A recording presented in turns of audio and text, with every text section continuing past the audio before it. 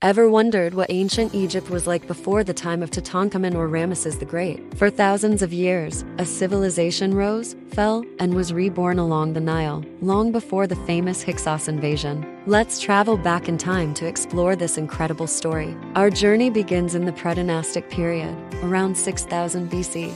Picture small communities dotting the Nile Valley. People are just starting to master agriculture, domesticate animals, and craft pottery. Over time, distinct cultures emerged in Upper and Lower Egypt. The Naqada culture, in particular, was a game changer. It saw the rise of small kingdoms, the birth of early writing, and the first hints of the grand civilization to come.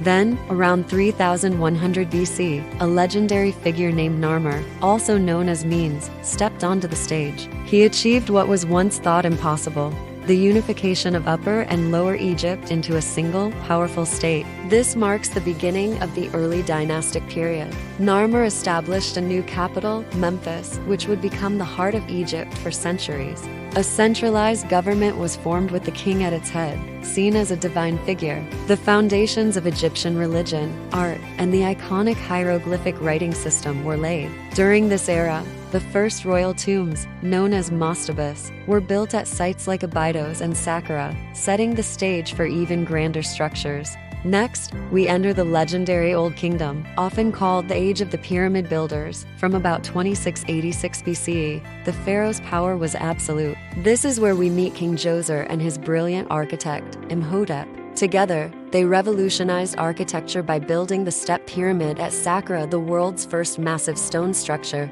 This innovation paved the way for the Fourth Dynasty, the golden age of pyramid construction. This is when the Great Pyramids of Giza were built for pharaohs Khufu, Khafre, and Menkaure. These colossal monuments were a testament to the incredible organizational power, wealth, and engineering skill of the Old Kingdom. Art and science flourished, and the administration of the kingdom became a well-oiled machine. However, near the end of the Sixth Dynasty, cracks began to appear. The central authority of the pharaoh weakened, while the power of regional governors grew. This internal struggle eventually led to the collapse of the centralized state, plunging Egypt into a period of chaos. This brings us to the First Intermediate Period, a time of division and instability that began around 2181 BCE. The central government had disintegrated, and Egypt was split into smaller, competing local territories. Historical texts hint at internal conflicts and even famines, but it wasn't all darkness. This period also saw a surprising cultural flourishing at a local level.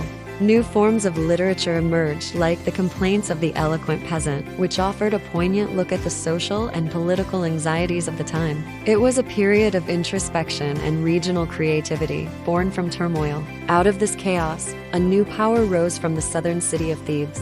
Around 2055 BC, a ruler named Mentuhotep II reunified Egypt, heralding the start of the glorious Middle Kingdom. This era is often called Egypt's Second Golden Age. The pharaohs of the 12th dynasty, like Amenemhat I and Senusret III, rebuilt a strong central state, but with a more refined and efficient administration. The capital was moved to a new city, Itui, near the modern Fayum region. These kings launched massive irrigation projects, turning the Fayum into a fertile paradise. Literature and art thrived once again, but with a new sense of realism and depth. Egypt also expanded its influence, pushing south into Nubia and building a series of formidable forts to secure its borders. But like all great eras, the Middle Kingdom's strength began to wane.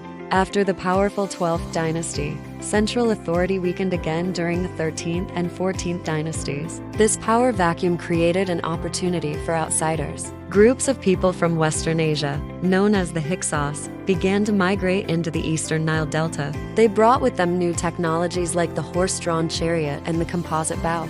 Exploiting Egypt's internal weakness, the Hyksos eventually seized control of Lower Egypt around 1650 BCE, establishing their own rule and kicking off what historians call the Second Intermediate Period. Their invasion marked the end of this long chapter of purely native Egyptian rule and set the stage for a dramatic new era of conflict, innovation, and empire. So, from the first farmers on the Nile to the pyramid builders and the reunification under the Middle Kingdom, the history of early Egypt is a breathtaking saga of unity, collapse, and rebirth. It is a story of human ingenuity and resilience that laid the groundwork for all the famous pharaohs who would follow. Thanks so much for joining me on this journey through ancient Egypt. If you enjoyed this deep dive into history, don't forget to like, subscribe, and hit that notification bell so you won't miss our next adventure. See you next time.